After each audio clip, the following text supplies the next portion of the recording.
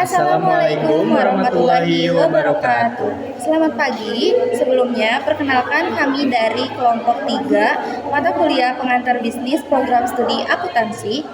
Sebelumnya izin memperkenalkan diri. Perkenalkan, nama saya Widi Ramadhani dengan NIM 101250005. Dan saya Zerio Eduardo dengan NIM 101250006. Pada kesempatan ini kami akan mempresentasikan materi tentang bentuk-bentuk kepemilikan bisnis. Materi ini membahas berbagai jenis kepemilikan usaha beserta karakteristiknya.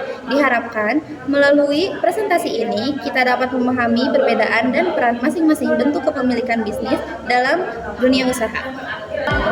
Capaian pembelajaran dari tema yang akan kami bawakan diantaranya: yang pertama, menjelaskan konsep usaha perorangan. Yang kedua, menjelaskan konsep persekutuan.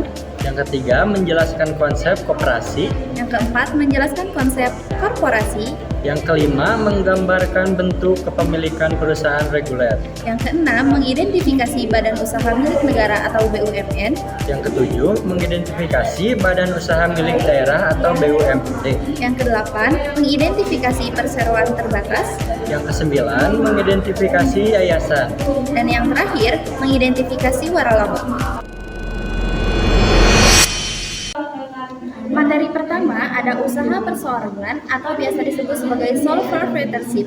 Badan usaha ini merupakan badan usaha yang dimiliki dan dijalankan oleh satu orang saja. Kelebihannya yang pertama, seluruh keuntungan milik sendiri. Yang kedua, prosedurnya sederhana. Dan yang ketiga, keringanan pajak. Dan yang terakhir, ada kendali penuh di tangan pemilik.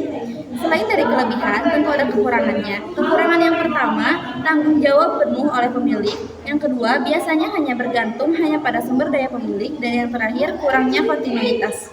Adapun contoh dari usaha perseorangan, antara lain yang pertama, pedagang kaki lima, bengkel, salon, dan butik.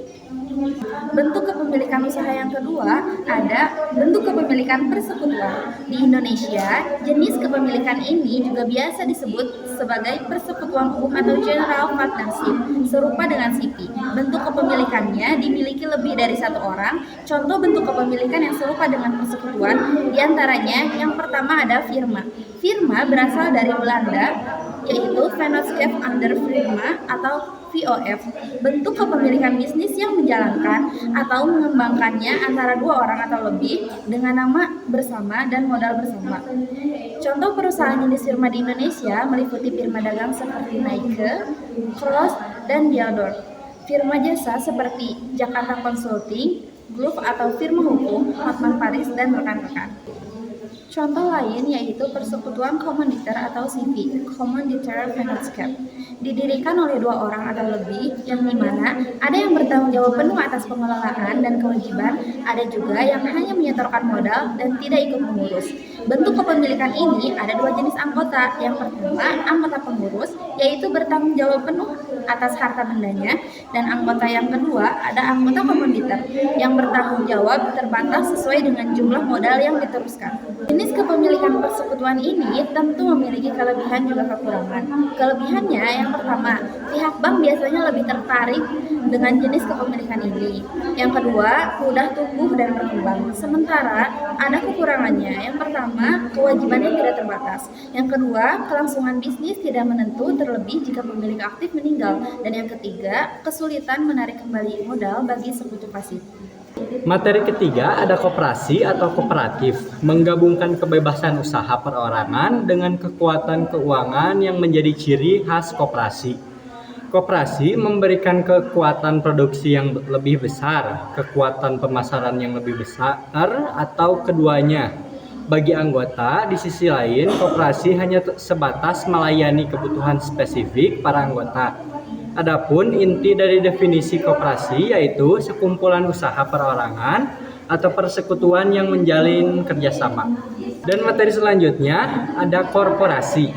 Aspek korporasi pada tahun 1819, Mahkamah Agung Amerika Serikat mendefinisikan korporasi sebagai suatu yang artifisial, tidak terlihat, tidak terwujud, dan hanya hadir dalam ranah hukum, dan mendefinisikan korporasi sebagai entitas legal. Dengan itu, korporasi dimungkinkan untuk melakukan, menuntut dan dituntut membeli, menyimpan dan menjual hak milik, membuat dan menjual produk, memenuhi berbagai tuntutan dan kewajiban dari berbagai pihak termasuk pemegang saham, karyawan, pelanggan, pemerintah, dan masyarakat luas.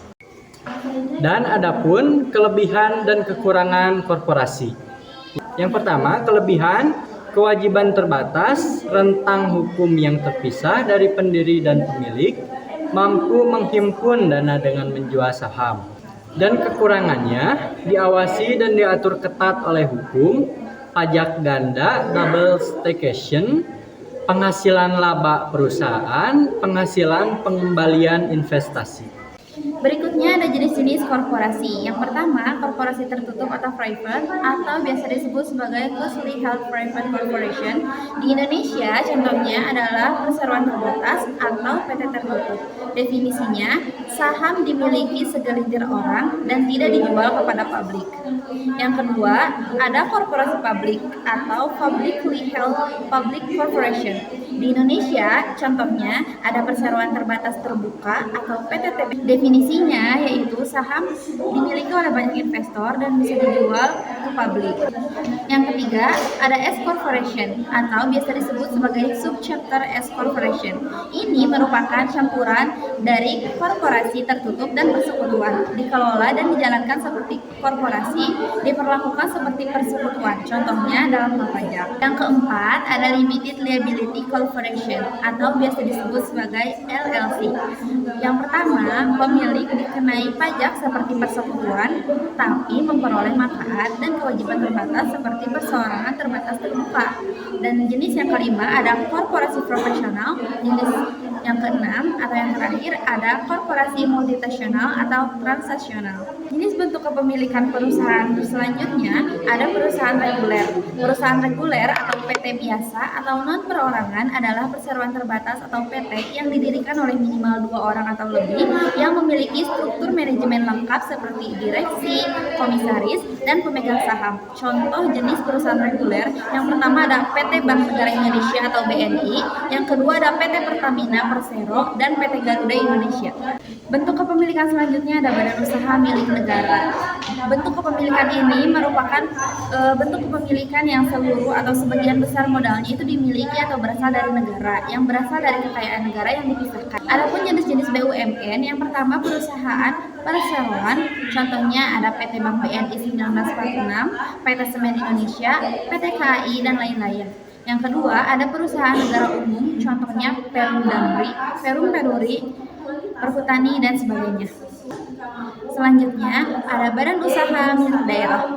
Badan usaha milik daerah ini berdasarkan Undang-Undang Nomor 17 Tahun 2003, BUMD ini merupakan badan usaha yang sebagian atau seluruh modalnya dimiliki oleh pemerintah daerah. Tujuan didirikannya terdapat dalam Pasal 5 Ayat 3 Undang-Undang Dasar Nomor 5 Tahun 1962, yaitu untuk melaksanakan pembangunan di ruang lingkup daerah. Contohnya, Bank Pembangunan Daerah atau BPD, Perusahaan Daerah Air Minum atau PDAM, dan lain sebagainya. Selanjutnya, ada jenis kepemilikan perseroan terbatas atau PT.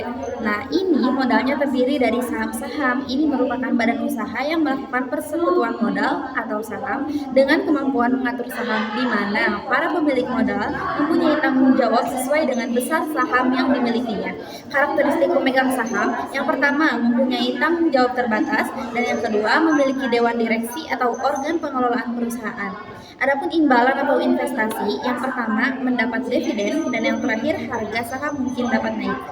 Adapun jenis-jenis perseroan terbatas atau PT, yang pertama ada PT terbuka. Biasanya disebut sebagai go public karena penanaman modalnya terbuka untuk masyarakat luas dan penjualan sahamnya pun melalui pasar modal. Sementara jenis yang kedua ada PT tertutup.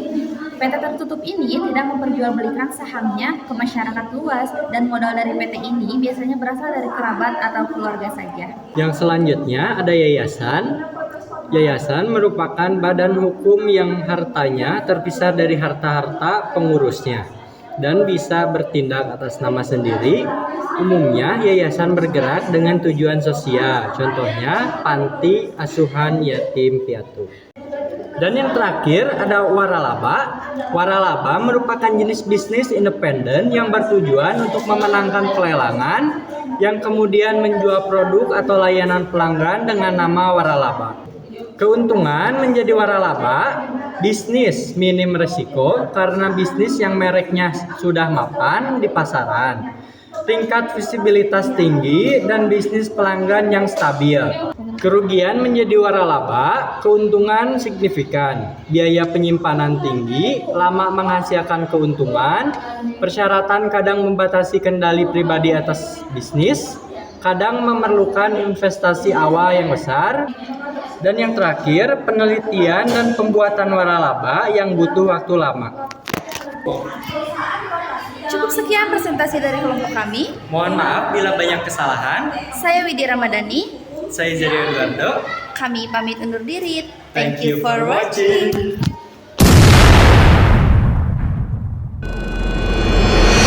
Jadi, kesimpulannya, setiap bentuk seperti perusahaan perseorangan, firma, perseroan terbatas memiliki karakteristik, kelebihan, dan kekurangan yang berbeda. Dan pemilihan bentuk yang tepat sangat bergantung pada tujuan, modal, resiko, dan kebutuhan bisnis.